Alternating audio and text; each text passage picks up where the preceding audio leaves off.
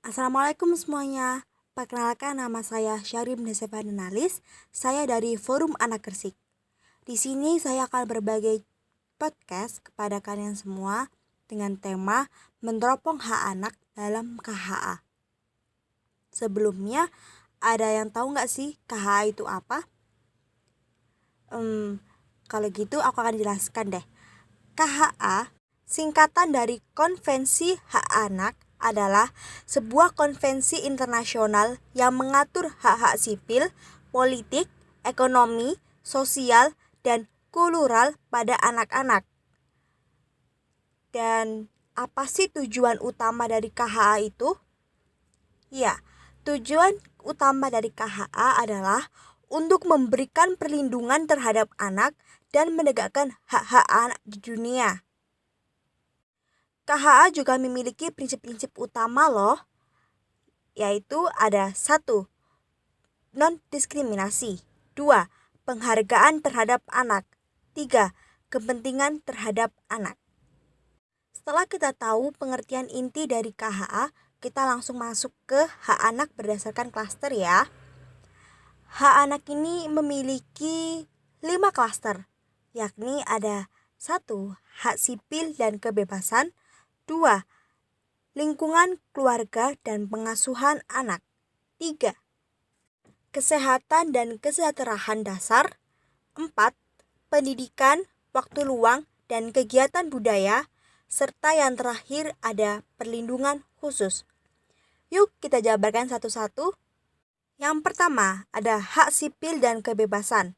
Hak sipil dan kebebasan ini contohnya seperti hak atas akta kelahiran, hak atas identitas, hak kebebasan berekspresi, hak mencari, menerima, dan memberi informasi yang baik dan positif kepada masyarakat, serta hak untuk bebas berekspresi. Jadi, anak-anak ini bisa bebas berekspresi untuk mengasah bakat minat mereka. Kemudian yang kedua, ada lingkungan keluarga dan pengasuhan anak. Contohnya seperti hak untuk diadopsi apabila anak tersebut tidak memiliki siapa-siapa. Kemudian yang kedua ada hak mendapatkan kasih sayang dari kedua orang tua mereka. Tidak dipisahkan dari orang tua. Kemudian hak untuk dipersatukan kembali dengan orang tua. Jadi semisal apabila ada seorang anak dan orang tua itu terpisahkan karena suatu bencana atau yang lain, mereka berhak untuk dipersatukan kembali.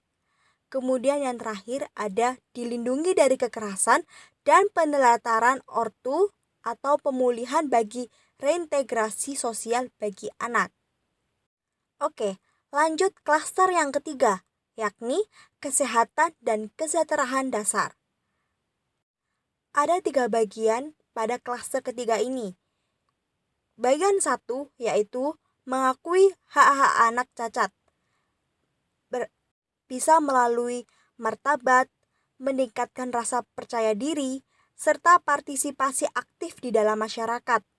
Jadi, bukan anak normal saja yang bisa mengekspresikan diri mereka, namun anak ABK atau anak berkebutuhan khusus pun bisa mengekspresikan diri mereka melalui lomba-lomba.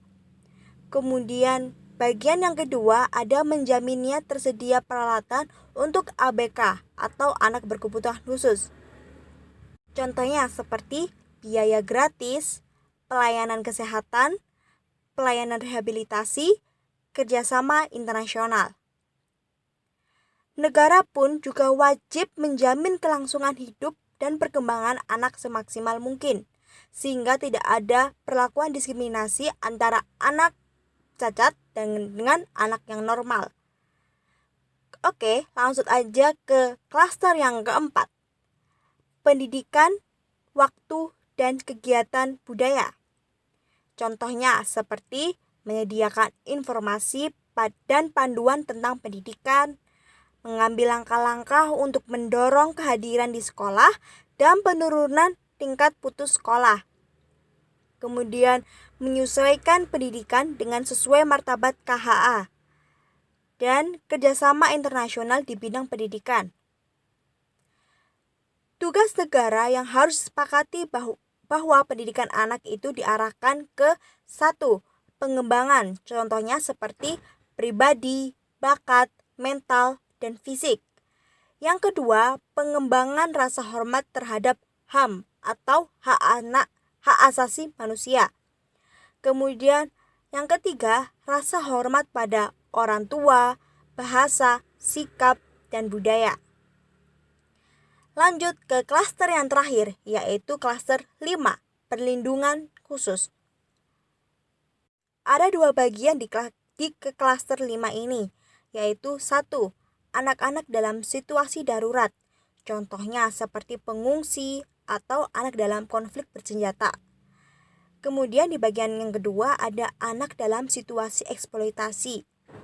Contohnya seperti eksploitasi ekonomi, drug abuse, eksploitasi seksual, penculikan, perdagangan, trafficking, eksploitasi ataupun eksploitasi bentuk lain. Nah, sekian hak anak berdasarkan klaster. Jadi, tidak sembarangan orang memperlakukan anak itu dengan kekerasan atau sebagainya, karena nanti akan dapat dikenakan sanksi oleh negara.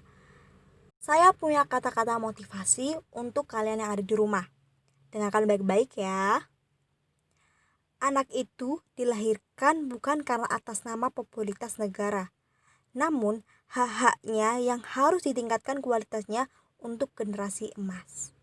Sekian dari saya, apabila ada kesalahan kata, mohon maaf, dan terima kasih telah mendengar podcast saya, dan kita bisa ketemu lagi. Stay tune, sampai jumpa, salam anak Indonesia. Wassalamualaikum warahmatullahi wabarakatuh.